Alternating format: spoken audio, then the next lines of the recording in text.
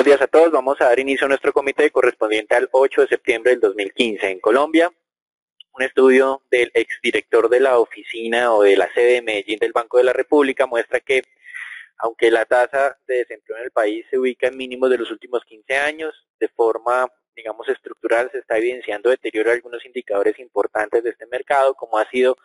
ya la estabilización en el número de empleados formales e incluso el riesgo de que a futuro empiecen a caer. Lo que ha mejorado la tasa de desempleo en los últimos meses ha sido básicamente el avance del empleo informal, es decir, el no asalariado. Con relación pues a temas tributarios, recuerden que hoy comienza el pago de la segunda cuota del impuesto a la riqueza y también pues en temas macro, de acuerdo a la Federación de Cafeteros, la producción de café subió el 10% durante agosto de 2015, alcanzando los 1.26 millones de sacos, y las exportaciones crecieron el 24%,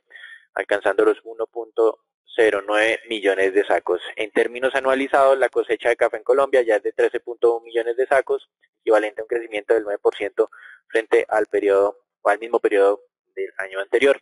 Con relación al tema del fenómeno del Niño, que hemos estado leyendo pues varias noticias acerca de la evolución del mismo. El día de ayer se daba a conocer que 180 municipios de 1.123 en Colombia ya tenían restricciones en el suministro de agua y que una de las ciudades más impactadas con este fenómeno es Ibagué, con un incremento de la temperatura de 4 grados frente a la media histórica. Entonces, pues aquí el tema del fenómeno ha sido importante. Recuerden que los precios de alimentos durante el último mes se vieron fuertemente impulsados por este resurgimiento de la temporada o de esta sequía, más bien, y hay que tener pues mucho cuidado en lo que pueda suceder en los próximos meses con la dinámica de precios de alimentos. Recuerden que esto generalmente es transitorio, pero está ocurriendo en un momento en que la inflación ya estaba en niveles altos. Con relación a noticias corporativas, Grupo Sura anunció su intención de adquirir la división de seguros en Latinoamérica de la británica RCA. La adquisición sería por cerca de 403 millones de libras esterlinas, que pues puede estar alrededor de los 620 millones de dólares. En Brasil, el ministro de Finanzas aparentemente está atendiendo esas recomendaciones del G20, asumiendo que los Estados Unidos pueden incrementar la tasa en cualquier momento y asegurándole al mercado que Brasil estaría preparado ante esa eventualidad. Básicamente no están peleando en contra de que la Fed incremente la tasa o están diciendo que sería un error, sino simplemente están tratando de mostrar que el país estaría bien posicionado ante posible incremento de tasa de interés. Y por el otro lado, Dilma Rousseff reconoció por primera vez que su gobierno había cometido errores con los planes de gasto social que había venido implementando y que todos esos planes mal llevados habían generado la crisis actual.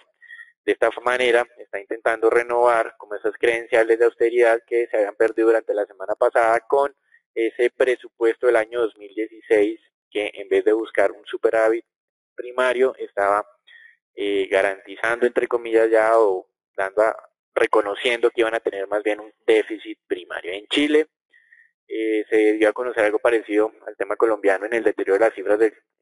la balanza comercial, aunque Chile se había logrado mantener superávit durante todo este año. En julio tuvo un leve déficit de solo 62 millones de dólares, pero digamos rompiendo esa tendencia positiva que venía presentando. Por otro lado, en julio la economía chilena creció el 2,5%, el mercado esperaba el 2,3%, y el dato anterior, el de junio, fue revisado levemente al alza al 2,6%. Por otro lado, también están sufriendo el mismo fenómeno en Colombia, de altos niveles de inflación de corto plazo. En agosto la inflación subió el 0,7%, el mercado esperaba el 0,4%, y la inflación 12 meses en Chile ya está al 5%. Recuerden que en Colombia estamos al 4,74%. Por el otro lado, el director del Banco Central, que había mencionado la semana pasada que los planes de la entidad era incrementar la tasa de interés a pesar de que la economía pues no estaba avanzando a un ritmo saludable, pues puso un poco en entredicho esta expectativa de incrementos de tasas si la desaceleración o la dinámica china se deterioraba fuertemente. Recuerden que Chile es muy dependiente de sus ventas de cobre y pues China es el principal mercado que tiene. Con relación a temas europeos, vimos unas declaraciones del presidente de Francia en el que estimaba que el crecimiento de este país, que es la segunda mayor economía de la zona euro,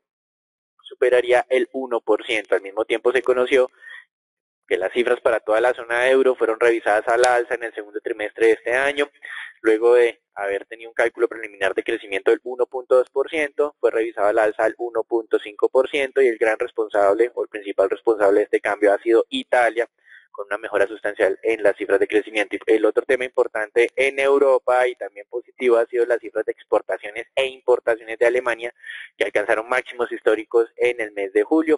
Las exportaciones alcanzaron los 103.4 billones de euros y las importaciones 80.6 billones, con lo que el superávit comercial de Alemania creció a los 22.8 billones. El mercado esperaba que fuera un poco inferior a esto, teniendo en cuenta que el crecimiento de las exportaciones no habría sido del 2.4 como fue, sino del 0.7, y de las importaciones no del 2.2, sino del 0.5. Entonces, estas buenas cifras están mostrando cierto respaldo sobre la mayor economía de la región, mostrando que esos precios del euro sí estarían incentivando las relaciones comerciales de esta zona. Y tal vez lo más importante de la jornada se dio a conocer en China. Las autoridades han vuelto a cambiar algunas reglas de juego del mercado y han anunciado los otros cambios futuros. El primero de ellos es que van a tener algo así como un circuit breaker en el tema del mercado en caso de que un índice accionario, el CSI 300, llegue a registrar variaciones superiores al 5%, ya sea al alza o a la baja. Si eso llegara a suceder, el mercado sería suspendido durante al menos 30 minutos. Y lo otro que se anunció es que iban a eliminar completamente el impuesto a los dividendos para aquellos inversionistas que mantengan sus posiciones por más de un año. Si las posiciones están entre un mes y un año, entonces solo van a cobrar la mitad del impuesto, y si son menos de un mes, pues entonces el impuesto iría completo. Esto en búsqueda de inversionistas de más largo plazo y desincentivar la especulación de corto plazo. Esto se dio a conocer básicamente casi al cierre de mercado y ha generado, como vamos a ver adelante, una buena reacción del mercado chino que no alcanzó a reproducirse en Japón, porque pues en Japón estaban todavía leyendo las malas noticias sobre las importaciones de China, que esa es, digamos, la tercera noticia que tenemos acá. En China, las importaciones, luego de alcanzar máximos en julio, retrocedieron casi 14% en el mes de agosto. El mercado esperaba un descenso del 8%, y esto pues ha generado algunas dudas. Pues esta caída se produce justamente en el momento en que los precios de materias básicas o de productos como el petróleo, el carbón, el cobre, el hierro están en mínimos históricos. Entonces, digamos que esto había generado un mal arranque de jornada, incluso en China, que también estaba cayendo, hasta que anunciaron esos nuevos cambios de tipo administrativo que, como pues nosotros hemos señalado en reiteradas ocasiones, pues son medidas interesantes, pero el piso del mercado solo se va a alcanzar cuando de verdad los inversionistas consideren que hay, digamos, razones potenciales de ganancia a futuro, y eso pues todavía está en entredicho. Otra noticia importante es que las reservas internacionales en China bajaron 90 billones, pues esa cifra es importante, es 2 veces casi las reservas que tiene Colombia en términos de reservas internacionales, pero pues en términos de nivel, las reservas internacionales de China siguen siendo las más altas en el mundo, con cerca de 3.6 trillones de dólares, más o menos un poco más de 10 veces la economía colombiana en reservas internacionales. Entonces, digamos que este descenso en las reservas internacionales debe estar mostrando que China aparentemente no busca en el corto plazo un debilitamiento exagerado del yuan, que está defendiendo la moneda, y también pues reduce un poco esas especulaciones del otro lado, que mostraban, digamos, una dilución de las reservas internacionales de China más aceleradas. Algunos analistas consideraban que podían ser de 200 billones de dólares y que podrían estar vendiendo tesoros, que esto a la larga afectaría también la dinámica del mercado de renta fija, pero pues por ahora las cifras del mes de julio pues no permiten validar esas preocupaciones. Y en Japón también una revisión al alza del PIB, al igual que en Europa. Crecimiento, más bien la contracción que se había registrado en el segundo trimestre, que inicialmente se había calculado en el 1.6% y que los analistas esperaban se ampliara al 1.8%, fue revisado más bien a la baja, con una contracción del 1.2%, básicamente por una mayor acumulación de inventarios que no necesariamente puede ser entendido como algo bueno. Si estos inventarios se siguen acumulando de manera excesiva, pues en algún momento la producción al interior de Japón pues tendrá que moderarse, y de hecho en julio lo que se tuvo fue un indicador de la industria no tan positivo. Por eso es que la recuperación del tercer trimestre está un poco en duda. Con relación a las cifras que se tienen para el día de hoy o cualquier tipo de anuncio económico, pues tenemos básicamente las declaraciones del gobernador de Minneapolis, que es el señor Kocherlakota, que básicamente pues siempre ha defendido la idea de mantener una política monetaria expansiva, e incluso ha defendido la idea de aumentarla, digamos casi que en contraposición de la mayoría de miembros de la Reserva Federal. Hoy tenemos entonces los mercados accionarios chinos, se los ven en verde, pero esto solo ocurrió al cierre de la jornada con avances cercanos al 2.9%. Japón se quedó un poco pues rezagado con una caída del 2.4%. Japón no logró aprovecharse de esos cambios administrativos o de funcionamiento de mercado chino, pues porque fueron anunciados muy al cierre de la jornada,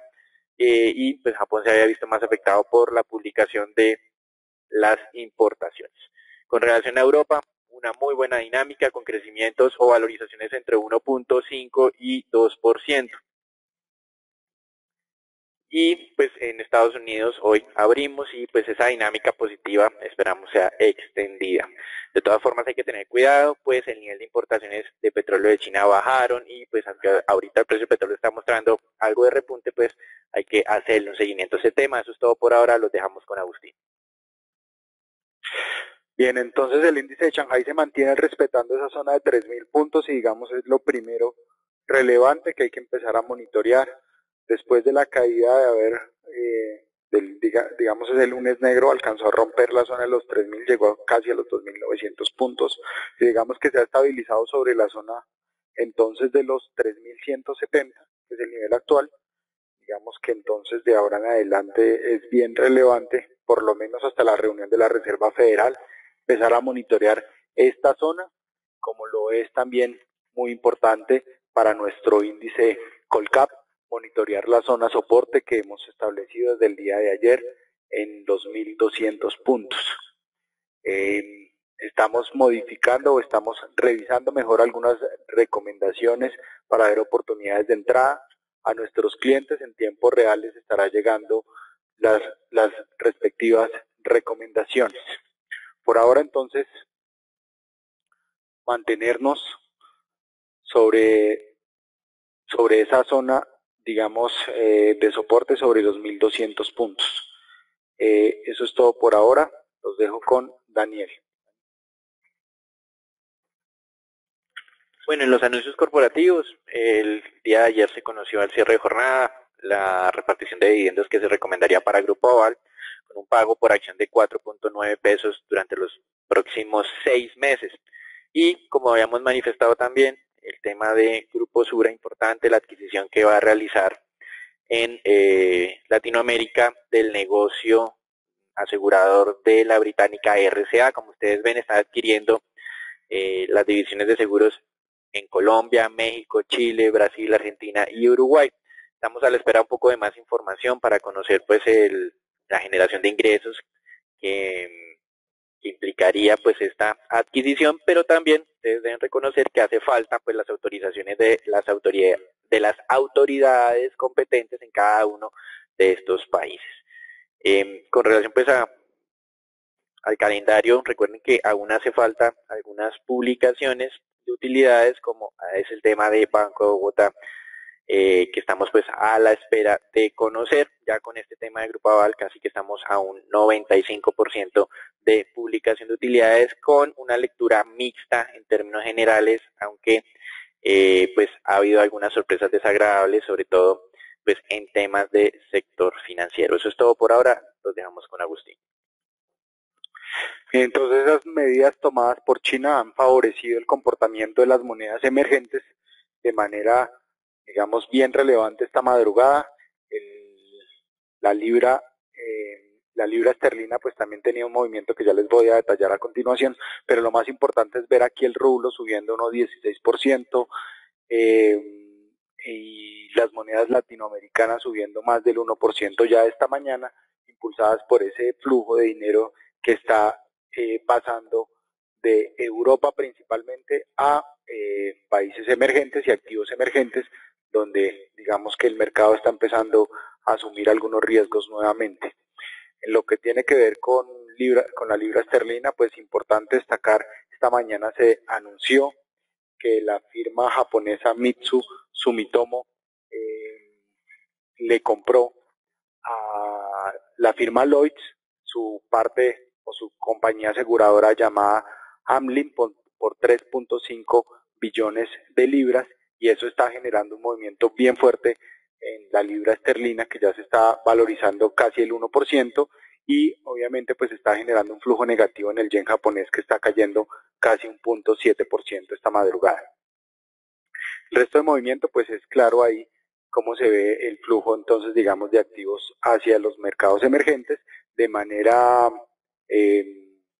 digamos un poco en contra de lo que está pasando en el resto de monedas, pues el euro continúa presentando desvalorizaciones, incluso con esos datos de crecimiento que se dieron a conocer hacia las 4 de la mañana, ahí vemos el euro perdiendo terreno o continuando perdiendo terreno frente al dólar, digamos que ahí podría entonces alcanzar esa zona de 1.10.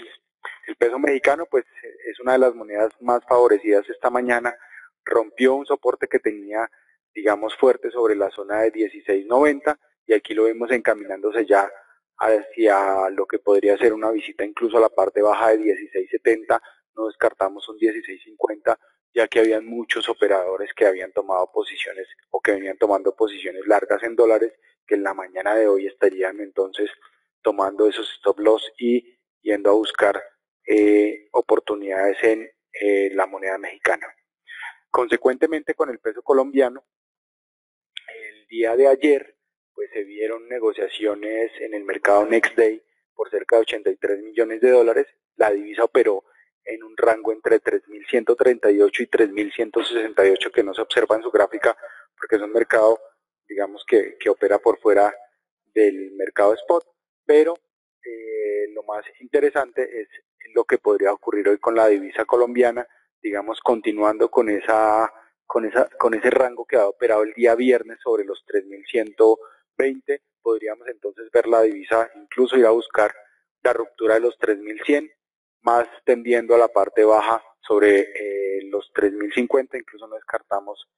si toma fuerza esos stops como está pasando en el resto de países emergentes, la búsqueda ya de la parte baja de los 3.000. El mercado mundial de petróleo, pues ustedes ven en Europa y Asia prácticamente todo el mapa está verde. Pues acá, digamos, el mercado americano no abierto y por eso lo tenemos ahí rojo, pero aquí lo más importante es ver cómo, consecuentemente con lo que está pasando con el resto de monedas emergentes, con el resto de acciones también emergentes, pues vemos un mapa consecuentemente verde. Las acciones del sector petrolero se están valorizando 0.40% en promedio y adicionalmente se dio a conocer el número de plataformas activas de Baker Hughes que por primera vez desde el mes de mayo muestra un decrecimiento en plataformas, una caída de cerca de 13 plataformas activas, digamos que eso es lo que está motivando ahí el incremento en los precios del crudo esta madrugada. Noticias relevantes, pues Indonesia anunció que formará parte de la OPEP a partir del mes de diciembre, reingresará a este grupo del cual había salido hace un par de años. Se aprovechó para preguntarle a Rusia con esas reuniones, en referente a esas reuniones que había tenido con Venezuela, si ellos tenían alguna inquietud en torno a la OPEP, y el anuncio pues fue muy claro, no por ahora no tienen pensado hacer parte de este grupo. Como ya lo había mencionado Daniel, las importaciones de China pues cayeron en básicamente todos sus rublos, pero de manera bien importante se dio a conocer que en lo que tiene que ver con petróleo las importaciones también cayeron. Ese dato pues había generado hacia medianoche una caída fuerte en los precios del crudo también y había generado digamos un movimiento negativo en los precios de las acciones, pero ya vimos que por las medidas que está tomando el gobierno chino pudieron revertir ese movimiento. Y por último, pues recordarles que el día lunes, como fue festivo en Estados Unidos, el dato de inventarios de crudo, que generalmente es conocido el día miércoles hacia las 9:30 de la mañana, va a darse a conocer el día jueves a las 10 de la mañana hora colombiana. Les recuerdo que nuestro precio objetivo del crudo está por ahora en observación. Estamos llenándonos de más datos para poderles dar una expectativa, digamos, más clara sobre el comportamiento del mismo y nuestras expectativas en el futuro. Eso es todo por ahora. Los dejo con Daniel. Bueno, y el mercado de renta fija, hoy que estamos viendo evoluciones favorables en los mercados de renta variable, estamos viendo pues una dinámica un poco negativa pues en lo que es Asia y Estados Unidos. De todas formas, pues los movimientos no han sido muy fuertes. Con relación pues a la evolución en términos europeos, lo que estamos registrando es un descenso interesante en las tasas de rentabilidad exigida a Italia y también pues, algunos avances en lo que es el mercado español e irlandés. Algunos inversionistas estaban especulando que ese programa de compra de bonos del Banco Central Europeo podría ser aumentado y eso pues había generado en cierta medida esa dinámica. Y con relación pues a lo que ha sido la noticia de esta madrugada de ese deterioro en las cifras de importaciones en China, pues estamos también observando pues algo de dinámica no tan favorable en los tesoros, con incrementos en las tasas, sobre todo esos títulos a 10 años, ya estamos en niveles del 2.18, cuando ayer pues durante gran parte de la jornada estuvimos alrededor del 2.14, 2.13, entonces ahí estamos registrando algo de incremento en las tasas, cuando ya se viene acercando el momento de la verdad, de la reunión de la Reserva Federal, y aunque hoy tenemos las declaraciones de un miembro de la FED que abiertamente está en contra del incremento de tasas, pues esas cifras de mercado laboral, como manifestamos el mismo día viernes e incluso ayer reiteramos, pues continúa mostrando una evolución favorable para este mercado. Entonces, pues no descartamos del todo ese probable incremento. Y con relación pues a Colombia, estamos viendo la evolución de los principales tenedores de deuda pública, ya actualizado al mes de agosto, y básicamente nuestro mensaje acá es nuevamente el de decirles que los extranjeros no están vendiendo TES todavía, a pesar pues de las fuertes pérdidas en que estarían incurriendo si no cubrieron las posiciones por estar expuestos al peso. Entonces, básicamente lo que vimos durante el mes de agosto fue compras de cerca de 180 millones de dólares por parte de extranjeros y también pues hemos visto que el saldo de deuda aumentó en términos en pesos, algo así como unos 2.5 billones de pesos durante el mes de agosto, de los cuales más de la mitad fue absorbida por los fondos de pensiones. También los bancos y fondos de pensiones pues estuvieron haciendo aquí una estrategia interesante, aparentemente estaban vendiendo la parte larga e incrementando las posiciones en la parte media y esto aparentemente estaría explicando la razón por qué las primas entre la parte media y larga se han venido incrementando. Hay que hacer seguimiento acá, tal vez a futuro tengamos alguna estrategia pues de hacer una cosa al revés, ya en el momento en que el spread aumente mucho entre la parte media y la parte larga, pues estaríamos recomendando digamos, más bien comprar larga y vender media, pero pues debido a la tendencia a corto plazo estamos todavía al margen. Con relación a la operación de canje que se anunció el 16 de junio, aquí tenemos la evolución semana a semana de cómo viene ese canje, ya lleva 1.5 billones, la mitad en 2015 y la otra mitad en 2016, y también estamos presentando en esta diapositiva cómo vienen las tendencias de TES por parte del Ministerio de Hacienda y entre agosto y julio el Ministerio de Hacienda a través de pues, la tesorería ha sido el comprador más agresivo de deuda pública con cerca de 4 billones de pesos adquiridos durante ese periodo. Entonces, en cierta forma, digamos, está de la mano este tema del canje, pero digamos, los inversionistas institucionales pues no han sido muy agresivos en la parte larga de la curva. Eso es todo por ahora. Lo dejamos con Philip. Tema TES, ya hemos visto que se ha dado gran parte del movimiento. Ya los TES de 2024 operan hoy al 801, muy cercano a su primer nivel que teníamos el 805. Recuerden que ayer operó a ese nivel, no fue capaz de seguir arriba. Nosotros creemos que el 805 debería ser un buen punto de control. Cortos a estos niveles ya no estamos recomendando. Igual la tendencia de mediano plazo sigue al alza, pero creemos que pueda tener un respiro hasta el 790. No estamos recomendando posiciones largas, solamente posiciones cortas en el rango entre el 782 y 775. No pensaríamos que haya noticias esta semana para que vayamos a ver el 825, 830, que son los niveles que seguirían con esa ruptura del 8.5. Por el momento, tener cautela en el mercado de TES y si quieren hacer posiciones largas cercanas al 8.05 con un stop al 8.10 y cortos al 7, del 7.82 al 7.75. Aquí ya hay descontada gran parte del movimiento, por lo cual cautela en estos niveles. De resto, desearles a todos un excelente día y recordar que mañana hay subasta de TES del 2020, 2026 y 2030 por 450.000 millones. De resto, desearles a todos un excelente día y muchas gracias por participar en nuestro comité.